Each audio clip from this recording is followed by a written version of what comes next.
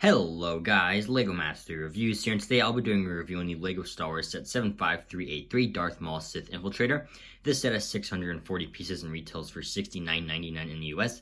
You get 4 minifigures included, that being Qui-Gon Jinn, Young Anakin Skywalker, Darth Maul, and the 25th anniversary minifigure being Saw Gerrera for the first time ever in LEGO form too, which is very nice. So with that out of the way, let's jump right on into this video. First up is Darth Maul, and this is a pretty controversial minifigure, mainly because of the lack of his pupils. I personally don't mind the look of it, but I know some people really just hate the look of this minifigure altogether. But again, I just don't think it's that horrible. I don't think it ruins the minifigure, but you can see he's just lacking the pupils entirely. It's something that Emperor Palpatine also did not have in the Emperor's Throne Room set. It might work a little bit better on him, but here I know some people just don't think it works. But again, it doesn't really bother me. You can see he has the horn piece as well there, which we've seen a bunch of times, but it still looks great on him. I also really love the torso printing on this minifigure. Just moving the lightsaber out of the way for a second, you can see that looks really great there, and you can see it connects to the leg printing very well. And I think that's just really great. Definitely some of the best printing we've seen of Darth Maul to date. I also really like the back torso printing, and like I said, he comes with this lightsaber. You can see you get 2 blades on there, which isn't actually really accurate to the scene. I believe he only unites the 1 blade, but still is nice to get that. I do wish that the hilt was the longer style one, just because he's been using this one for so long, it's just not very accurate. I also wish this minifigure included a cape and a hood, because I don't even think he removes his hood in that entire fight scene that the set is supposed to be representing, so that would have been nice. Overall, I don't think this is a bad Darth Maul minifigure, but I do get why some people may be a little bit frustrated with this one. But still, I think the torso printing and the leg printing looks amazing on this one. If you can get past the pupils, he's a pretty great minifigure.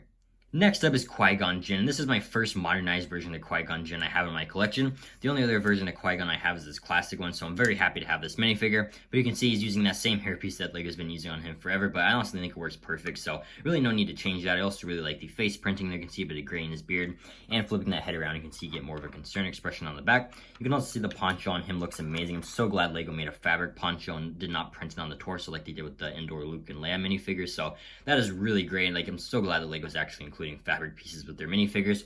And you can see underneath the torso printing, you get his Jedi robes printed on there, which is amazing. The one thing that's not great on this minifigure is the leg printing, though. You can see that it's kind of like faded because it's on a dark brown color, and the light tan just does not work great when you compare it to the torso. So that's a shame, but his lightsaber looks great, and overall, he's definitely my favorite minifigure of the set. Next up is Young Anakin Skywalker, and this is a pretty great minifigure as well. You can see he's using the Harry Potter hairpiece in tan there. I don't think it's the most accurate hairpiece. It kind of has more of a bowl cut in the movie, so a hairpiece looking more like that would have been better. But I do like getting that hairpiece in tan there. I think it's going to be really useful for customs in the future. And I don't think it's like one that does not work for the character. I just think there's other hairpieces that would work better. You can also see the face printing looks pretty great there. And removing that hairpiece, you can see he has more of a happy expression on the backside.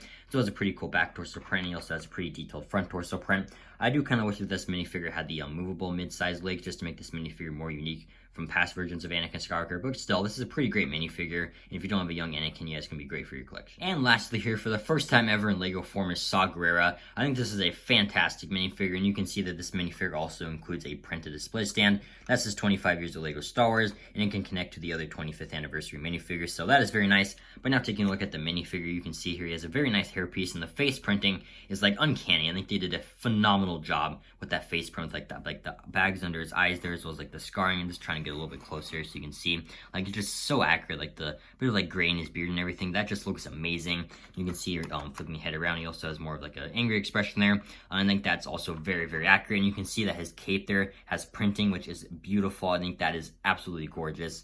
And I really don't think you could get better than that. You can also see he's using like this armor like shoulder pad piece, and you can see some very nice and accurate printing on there, as well as a bit of printing on the shoulder there. And the printing on the torso is this exact same as the printing there, so I'm not going to bother taking it off. But you can see you also get some printing on that shoulder, and a bit of printing underneath that, as well as some very nice leg printing. I do kind of wish that this minifigure had a dual molded leg to represent his prosthetic leg. I really don't think that like little print there really represents it very well, but still, I think the rest of the minifigure looks really great. And you can see he also has a walking stick there, as well as one gray hand to represent his prosthetic hand. And yeah, just really great character to get in LEGO form. It's a character that we probably would not get otherwise, so I'm just very happy to see him here. And overall, a really just amazing and super accurate 25th anniversary minifigure. Overall, I think this is a really great minifigure selection, but there's no denying that a few characters do feel like they're missing. Like, we don't really get like Padme in here, or Captain Panaka and Obi-Wan. Like, Obi-Wan's been absent from a lot of these 25th anniversary Phantom Menace sets. Like, he's not in the Brickhead set, and like, he just feels like he's missing. It would be really nice to get him in this set. And like for $70, you'd expect that. Like Saw Gerrera is really great, and he's a phenomenal minifigure, but if this was not a 25th anniversary Lego Star Wars set, he would not be in this set, and like we'd only be getting the 3. So I do kind of wish that there's more Phantom Menace characters before we get. I do really like the prints of them. They're very nice minifigures. And before we take a look at the Sith Infiltrator, I want to take a look at these like little mini builds included in the set that kind of tie into the set itself. You can see we get 3 probe droids, as well as Darth Maul Studio that I can like sit into the cockpit of the set. And we'll take a look at the probe droids first. They're all the exact same build. You can see you get a stud on the bottom.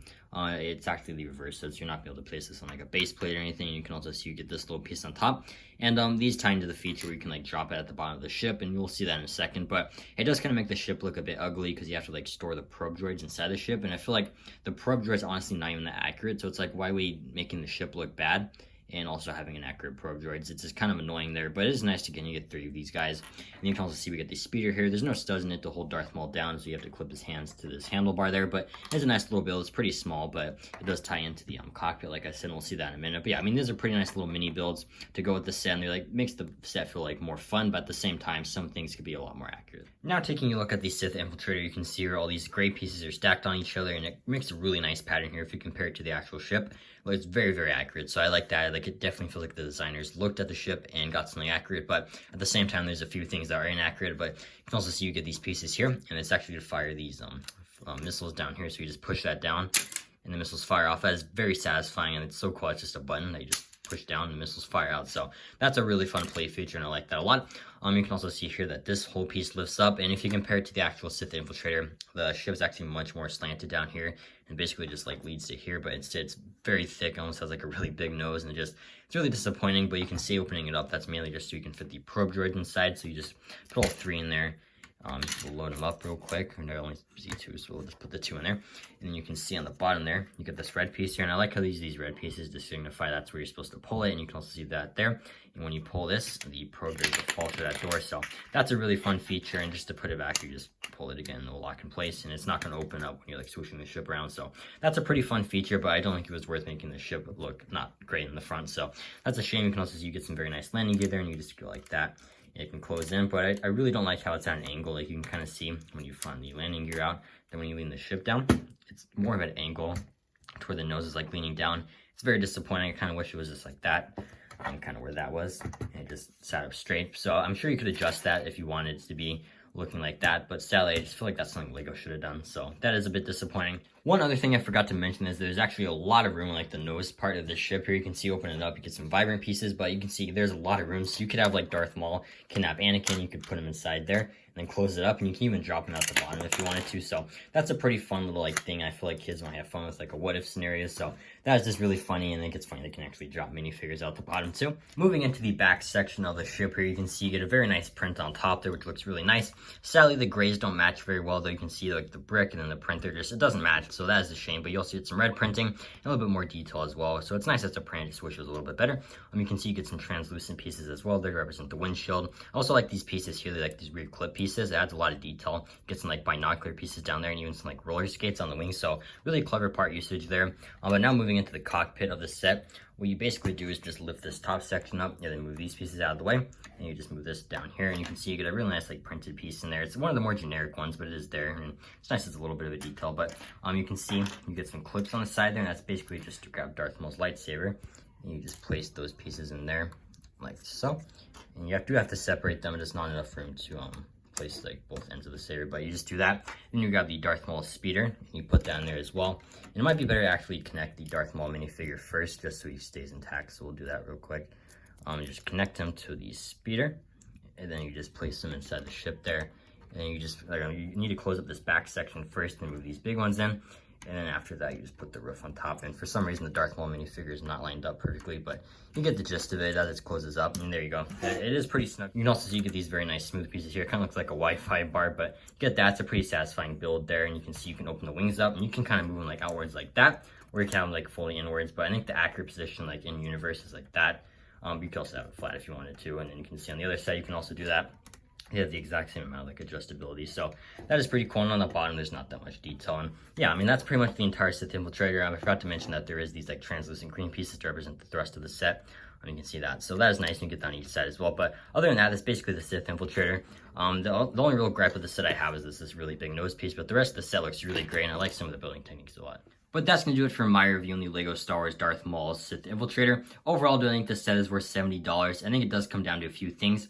I've personally never owned a Sith Infiltrator, so that was part of it. And I've also never owned a modern day version of Qui-Gon. I think this is a great Qui-Gon minifigure. And I think the Saw Gerrera is also a fantastic minifigure.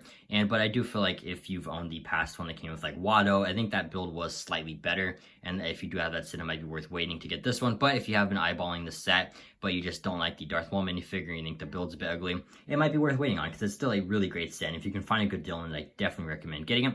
And overall, I would probably give this set an 8 out of 10. I think there's just a few bad things about it, but if those flaws could have been solved, this would have been the best Sith Infiltrator to date. But let me know in the comments down below what you think of this set, and also let me know if you plan on picking it up, and if you do have it, what do you think of it. And I hope you all enjoyed this video and have an incredible day. Bye.